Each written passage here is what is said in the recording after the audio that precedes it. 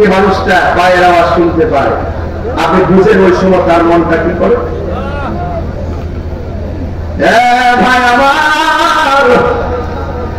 আমার তোরা গোসল করেনি, কবরলি থাকলে না, আমার বাদলে তো নতুন কাপড় করে পাইলিং করলি, তোরা কেউ কবর পাশে থাকস না। হাজার হাজার মানুষ আমার জানাজার নামাজ পড়লি, একটা মানুষ দিয়ে কবর আই না। শেষবার মনে করছি দুইজন কবরে আমার নাম আছে, আমার কবরে মনে হয়ে থাকবে, তোরাও কি থাকবি না? এই হাতির শরীরের মধ্যে কি সুন্দর কথা শুনে জানবে বাবা। ও বন্ধু, এবার মাটি দিতেছে, মাটি দিয়া যখন চলে আসছে বলা হচ্ছে চিৎকার মেরে কন্যা আল্লাহু আকবার। কবরের ভিতর থেকে আপনজনদের পায়ের আওয়াজ শুনবে, 40 কদম হাঁটিয়া আসিবে স্বজন, মুনকার নকির হাজির হইবে তখন।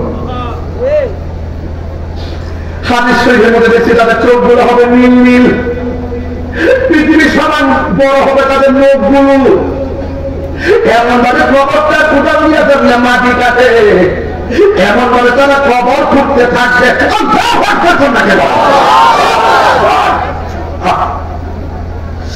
কিছু কিছু মানুষ আওয়াজ শুননা এমন বিচলিত হয়ে যাবে গো, দরজা জানালা বন্ধ, ভিতরে আগুন লাগালে যেমন হতাশ হয়ে যায়, এমন ভাবে কবরে মানুষগুলো কবরে পাগলের মতো হয়ে যাবে। মানুষ যখন চলে যাবে ওই আতাহু মালাকানে, মানুষ চলে যাওয়ার পর দুইজন ফেরেশতা আসবে, ওই কবর যখন নামানো হবে তখন কবরে দুইজন ফেরেশতা সাথে তুল্লা বসাবে। এবার বুঝেননি কাপড়ে কাপড় কেমনে চেহারাটা একটা থাকবো, এমন ভাবে কাপড়টা সরাইয়া মাথার মধ্যে তৈরা কবর মধ্যে এমনি বসাইব। বুঝতেছে ডাইনে মাটি, বাম মাটি, উপরে মাটি, নিচে মাটি, অপরিচিত দুইজন ফেরেশতা যাদেরকে জীবনও আমরা দেখি নাই। লোকগুলো আইসা কি করে শোনেন না রে আব্বা, লোকটা আইসাই বলে মা কুনতা তাকুলু ফি হাযা রাজুলি মুহাম্মদ, এই নবী সম্পর্কে দুনিয়াতে তুই কি বলতে? এটা আম্মাল মুমিন, ওই মানুষটা যদি মুমিন হয় সে বলবে ফায়াকুলু, সে বলবে আশহাদু আন্নাহু আব্দুল্লাহি ওয়া রাসূলুহু, আমি সাক্ষ্য দিচ্ছি তিনি আল্লাহর বন্ধু এবং আল্লাহর রাসূল।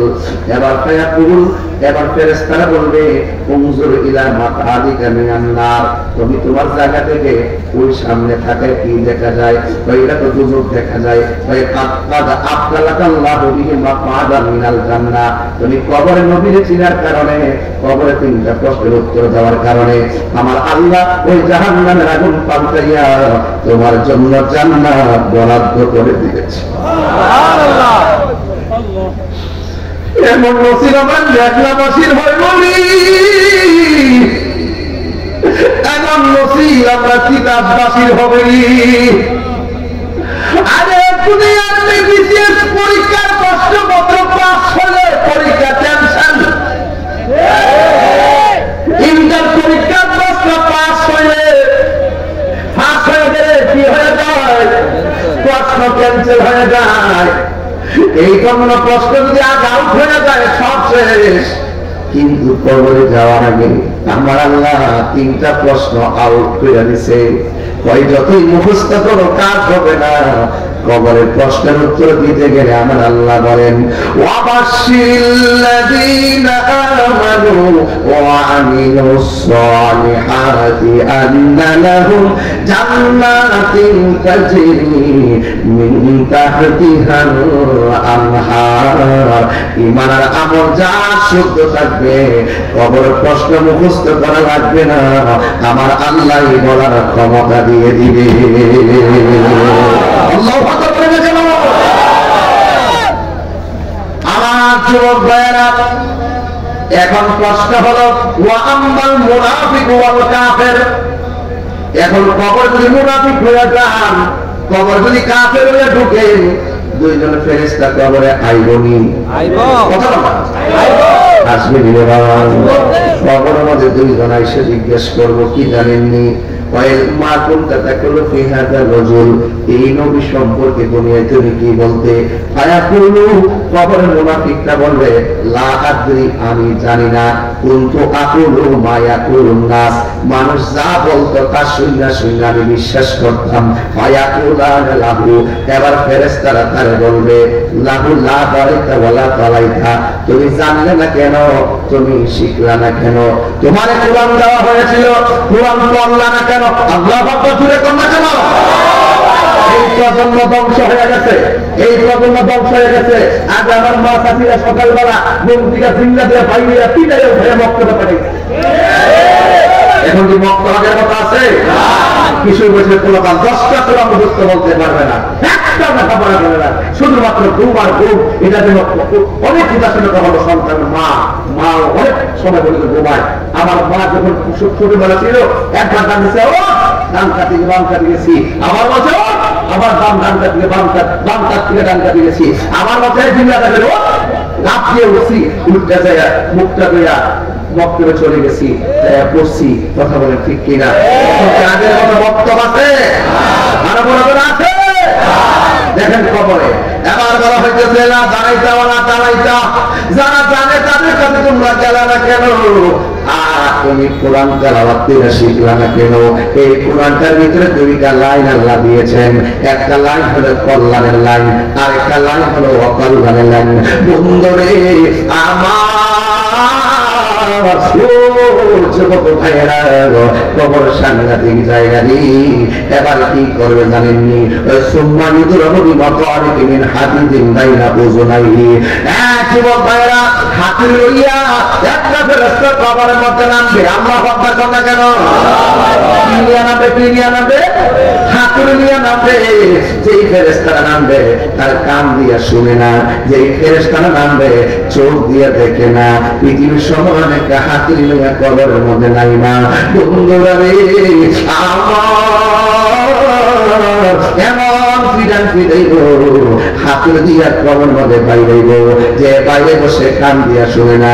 তুমি কানলে কি আর না কানলে কি? যেই ফেরেশতা বাইরাইব সে চোখ দিয়া দেখে না, রক্ত আসলে কি আর না আসলে কি, মাটির নিচে হাত লাগলে কি, এই ফেরেশতা তো দেখে না।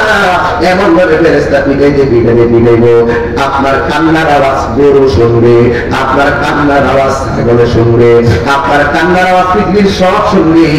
গায়রা সাকালাইন ইল্লা সাকালাইন, গায়রা সাকালাইন মানে আই ইল্লা সাকালাইন, মানুষ ছাড়া আর জিন ছাড়া পৃথিবীতে যত প্রাণী আছে সব আপনার কান্নার আওয়াজ শুনবে। বিশ্বাস হয় না?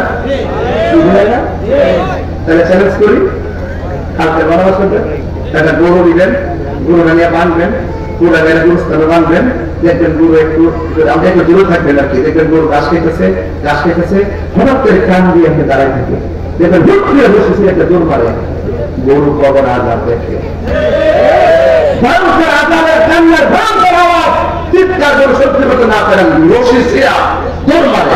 আপনারা সব খেয়াল করে নিতে হবে। এ বলছে ইল্লা সাকারান আই সাকারান, গায়রা সাকারান, ইল্লা সাকারান মানে সাকারান মানে হলো জিন এবং মানুষ। জিন এবং মানুষ ছাড়া পৃথিবীতে যত প্রাণী আছে সব প্রাণী কবরের কান্নার আওয়াজ শুনে, আযাবের আওয়াজ শুনে, চিৎকারের আওয়াজ শুনে। মানুষ শুনবে না কেন? জিন শুনবে না কেন? কোরআনে বলা হয়েছে ওয়ামা খালাকতুল জিন্না ওয়াল ইনসা ইল্লা লিয়াবুদুন, আল্লাহ মানুষ এবং জিন জাতিকে সৃষ্টি করেছে ইবাদতের জন্য। বিচার হবে মানুষের, বিচার হবে জিনের, গরু ছাগলের হিসাব হবে না। ওরা শুনবে কিন্তু বলার শক্তি নাই। মানুষ যদি শুনতো, মানুষের কানের পর্দা থেকে রক্তাক্ত হয়ে ওখানে মারা যেত। পৃথিবীর সব গুরুস্থানে কান্নার আওয়াজ শুনে মানুষের ঘুম হারাম হয়ে যেত, মানুষের কানের পর্দা থেকে মানুষ মারা যেত, জানাজা করে দাফন করে মুক্ত হওয়া যেত। এর চাইতে সহজ দেখতে আমার কাছে আনলাই।